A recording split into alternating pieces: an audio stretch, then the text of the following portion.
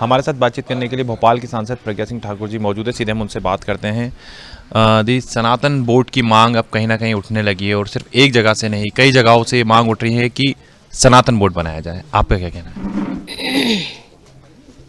स्वतंत्रता के पश्चात, भारत में स्वतंत्रता के पश्चात कांग्रेस का शासन लंबे काल तक रहा।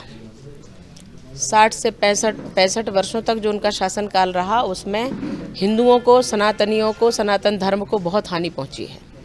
सबके बोर्ड बना दिए गए, लेकिन हिंदुओं को हमेशा कुचला जाता रहा और हमारे देवी देवताओं का अपमान होता रहा और हम कभी उस बात का विरोध भी नहीं कर पाए।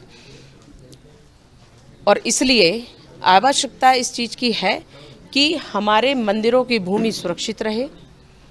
हालांकि माननीय मोदी जी इस ओर अब विचार कर रहे हैं और विचार के अंतर्गत आपको दिख भी रहा होगा कि राम मंदिर भव्य बन रहा है, हमारा उज्जैन में शिवलोक बन ही गया है, काशी में भव्य निर्माण हो ही गया है, सब तरफ हो रहा है। मथुरा का भी शेष है, वहाँ भी चल रहा है, अभी तुरंत प्रारंभ होने वाला है। लेकिन जो अन्य सरकारें हैं, अन्य प्रदेशों की सरकारें हैं, वहाँ भी ऐसा हो रहा है कि निरंतर हमारी मंदिरों के अपमान होते रहे, उनको तोड़ा जाता रहा।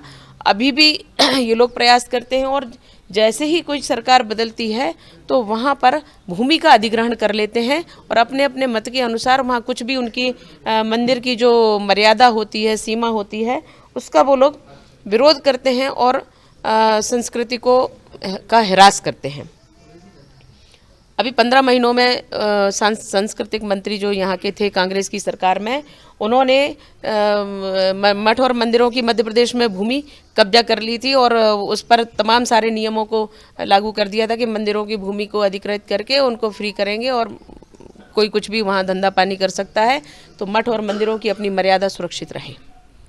मेरा कहना है कि हर किसी को अपने पूजा पद्धति का लोकतंत्र में अधिकार है, तो हिंदुओं को अब उनको भी सुरक्षित रखने और रहने का अधिकार है। आध्यात्मिक जीवन उनको आनंद में जीने का अधिकार है।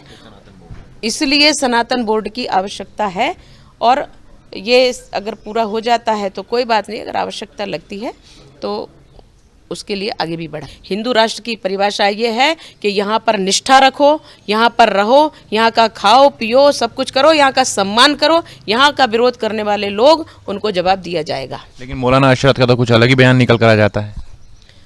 उनका बयान निकला है तो दूसरे दिन उनको बदलना भी पड़ा है। और सनातन राष्ट्र, इसकी कोई डेट ऑफ बर्थ नहीं बता सकता, लेकिन अन्य का पता है। कोई 2000 साल हुए हैं किसी को, तो किसी को 1400 साल हुए हैं।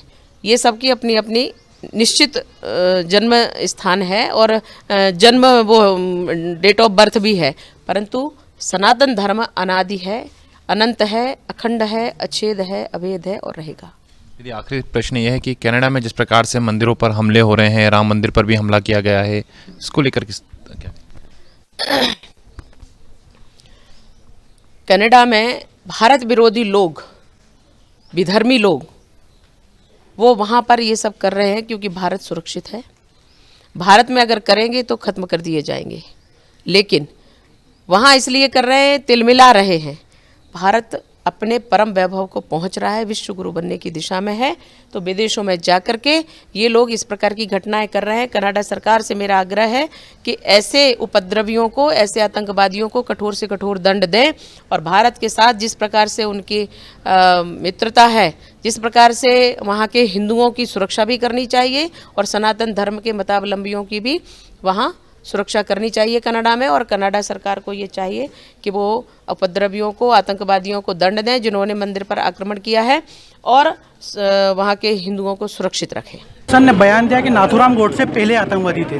आप क्या कहेंगे? भगवा आतंकवाद को लेकर आप पे भी आरोप लगते रहे पहले। दिग्विजय सिंह ने पहले बार ये शब्द इस्तेमाल किया। आप क्या कहेंगे नाथूराम गोडसे पे? नाथूराम गोडसे देशभक्त थे, हैं और रहेंगे।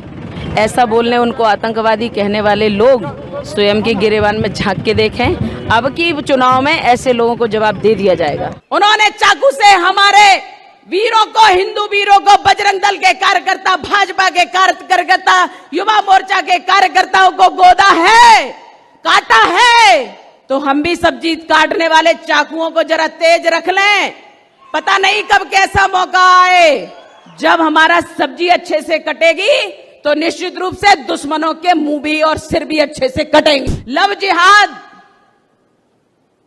उनके यहां जिहाद की परंपरा है। कुछ नहीं मिला तो लव जिहाद कर दिया, प्रेम भी करेंगे तो उसमें भी जिहाद करेंगे। तो हमारे यहां भी प्रेम किया जाता है, भगवान से किया जाता है। सन्यासी भगवान से प्रेम करता है, लेकिन सन्यासी कहता है कि भगवान से प्रेम करते हैं, भगवान की बनाई हुई इस दुनिया में जितने अत्याचारी हैं, अनाचारी हैं, पापाचारी हैं, उनको यहां से समाप्त करो, नहीं तो ये प्रेम की परिभाषा यहां पल नहीं पाएगी। इसलिए लव जिहाद करने वालों को लव जिहाद जैसा उत्तर दो। अपनी लड़कियों को सुरक्षित रखो, अपनी लड़कियों को संस्कारित करो, अपने घर में हथियार रखो। कुछ नहीं तो सब्जी काटने वाला चाकू जरा तेज रखो। स्पष्ट बोल रही हूं।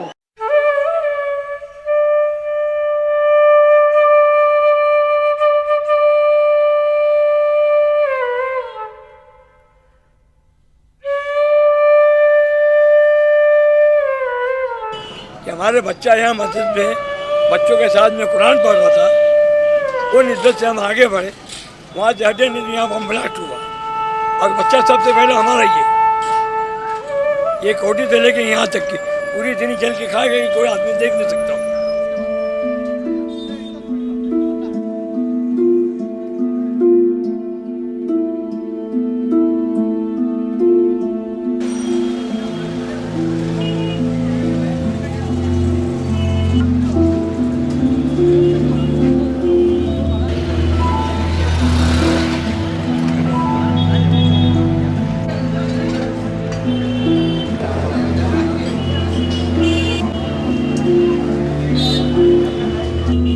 अकेले का नहीं, पूरे देश का रिएक्शन है, लोगों में गुस्सा है।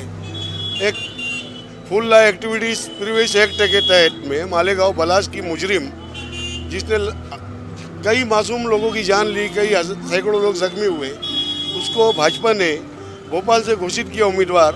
ये हमारे लिए बहुत हैरत अंगेज और अफसोसनाक वाक़या है। और आने वाले वक्तों में 2019 के बाद या 19 में सरकार बनने की पोजीशन दिखेगी तो दाऊद इब्राहिम, रवि पुजारी, छोटा राजन, इवन मसूद अजहर जैसे लोगों को भी उम्मीदवारी देने की वो सोच सकते हैं, ऐसा मुझे लगता है।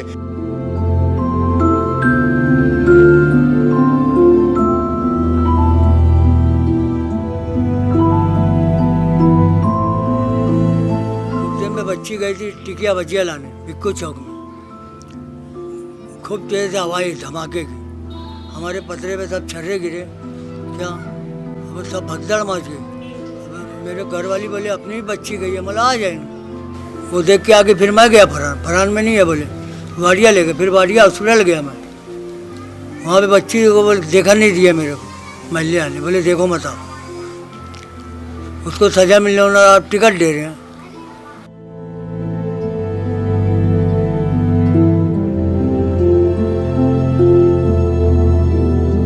कोर्ट में जो है जिसको फांसी होना चाहिए, जेल में होना चाहिए, आज देश के नेतृत्व जो है उसके हाथ में जाता हुआ मैं देख रहा हूँ।